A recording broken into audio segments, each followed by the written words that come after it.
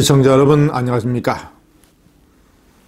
코로나 바이러스로부터 몸을 튼튼하게 지켜내시기를 기원합니다.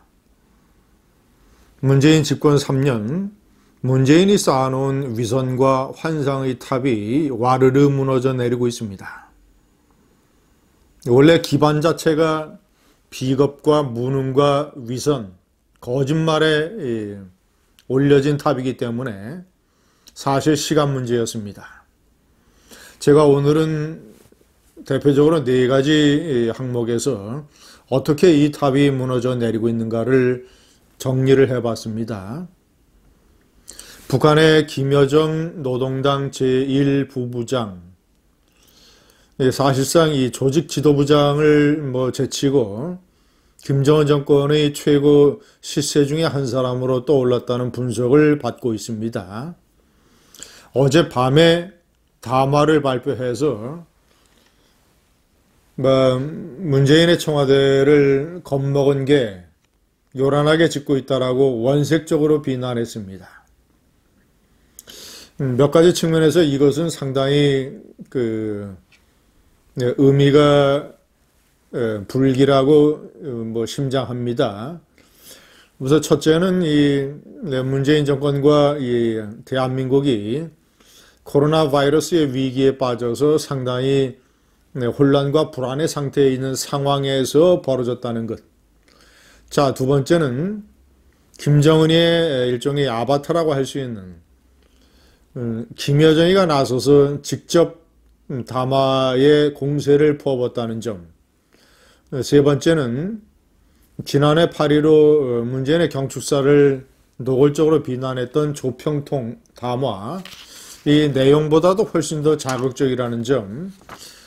제가 지난해 8월 15일 문재인이 경축사에서 평화경제를 운운한 것에 대해서 북한의 조평통이 발표했던 이 비판의 성명을 한번 읽어드리겠습니다. 남조선 당국자의 말대로라면 저들이 대화 분위기를 유지하고 북남 협력을 통한 평화경제를 건설하며 조선반도 평화체제를 구축하기 위해 노력하고 있다는 소리인데, 삶은 소 대가리도 앙천대소할 노릇. 하늘을 쳐다보고 크게 웃는다. 삶은 소 대가리가. 자, 이 김여정의 이 담화는 훨씬 더 이 노골적인 단어와 표현들이 많습니다. 전응한 사고방식. 자, 이것이 그러니까 북한이 그저께 발사한 초대형 방사포, 이것에 대해서 청와대가 이 강한 유감을 표현한 것. 자, 이것에 대해서 이제 반박하는 담화를 발표한 것이지요. 전응한 사고방식. 3살 난 아이들. 겁먹은 개가 더 요란하게 짖는다. 내뱉는 한마디 한마디, 하는 짓거리 하나하나가 다 구체적이고 완벽하게 바보스럽다.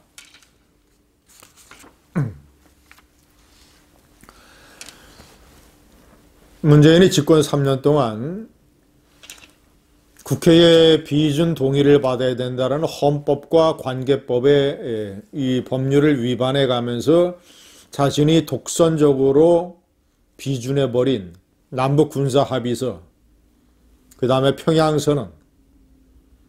자, 이런 것들이 얼마나 다 이 허구와 위선에 차 있는가를 보여주고 있습니다. 군사 합의서에서는 명백하게 한반도의 긴장을 고조시키는 이런 군사 행동을 하지 않기로 되어 있습니다. 북한은 지난해에 신형 4종 세트를 포함을 해서 계속 도발을 이어가고 있고, 훨씬 더 이 발사 간격이 단축된, 그저께 발사한 것은 20초 간격으로 발사를 했습니다. 초대형 방사포. 한국이 사실상 방어 체계를 가지고 있지 않은. 자, 그러면서 이 코로나 사태에서 이런 도발을 한 것도 문제지만 완전히 겁먹은 개라는 표현을 쓰면서 문재인에 대해서 거의 노골적이고 이 도발적인 아주 원색적인 공격을 가했습니다. 자, 두 번째 탑. 지금 문재인 정권과 좌파 세력은 신천지를 집중적으로 공격을 하고 있습니다. 그 선두에 나서서 이만희를 살인죄로 고발한 사람이 박원순이고, 자, 그리고 이 가평에 있는 신천지 이 본부를 이 강제로 조사하겠다며 나섰던 이가 이재명입니다.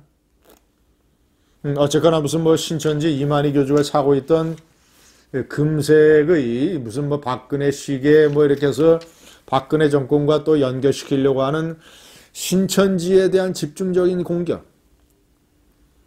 똑같은 논리라면 세월호 사태가 터졌을 때 당시의 야당 지도자 문재인과 민주당은 유병헌의 이 청해진 해운을 집중적으로 난타했어야 됩니다. 코로나 사태에 관한 신천지의 책임보다 세월호 침몰에 관한 청해진 해운의 책임이 훨씬 더 크기 때문에 사실상 세월호를 그런 식으로 아주 괴물처럼 만들어 놓고 운항을 잘못해서 침몰시킨, 그리고 제대로 이 구조 노력에 협조하지 않은 거의 모든 책임이 청해진에 있기 때문에 합리적인 태도를 가졌다면 청해진과 유병헌이를 그런 식으로 지금 신천지를 공격하는 것처럼 해야 됩니다. 그렇지 않냐고 문재인은 당시에 박근혜 정권과 정부를 공격을 하면서 자극하고 선동하는 데에 몰입했습니다. 무슨 침몰한 배에 공기를 주입해야 된다는 이런 이상한 이 동화 같은 얘기를 하고, 그리고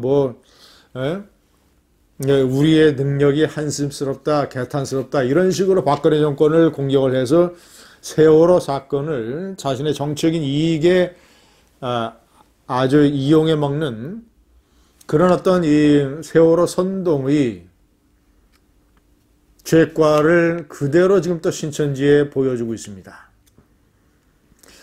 코로나 사태에 이 문재인 정권이 무기력한 것은 이런 근본적으로 마음가짐이 잘못됐기 때문에 영향을 받는 것도 꽤 있을 거라고 저는 생각을 합니다. 세 번째, 연동형 비례대표가 이 소수 정당을 배려하기 위한 일종의 대단한 무슨 정치 개혁인 것처럼 국민을 속이고 온갖 1+4라고 하는 이 변형된 기형적인 어떤 이 좌파의 세력연합을 통해서 이렇게 만들어 놓고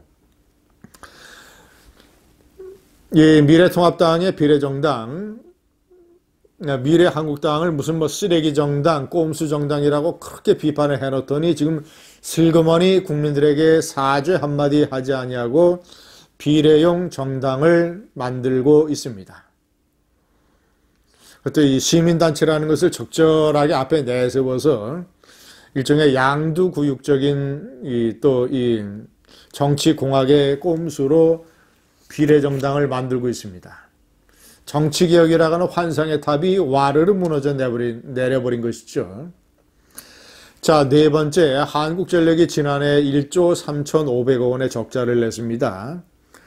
박근혜 정권 때 2013년 10조 원의 흑자를 냈던 우량기업 한전이 문재인 집권 3년 만에 완전히 저런 식으로 적자의 괴물이 되어버렸습니다. 이것은 탈원전 정책 때문입니다.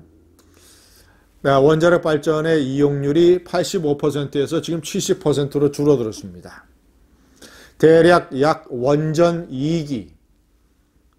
2기를 가동하지 않는 상태가 되어버린 것이죠.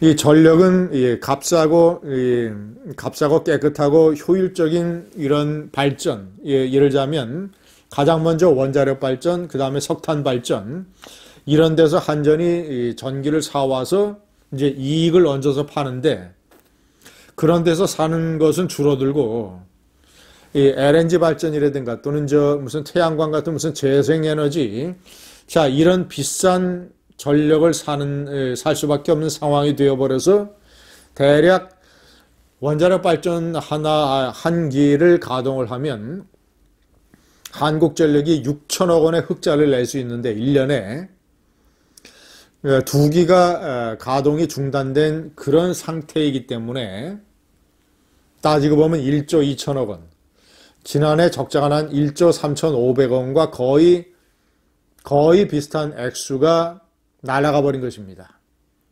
탈원전, 무너져 내리는 문재인의 환상의 탑, 위선의 탑의 네 번째입니다. 감사합니다.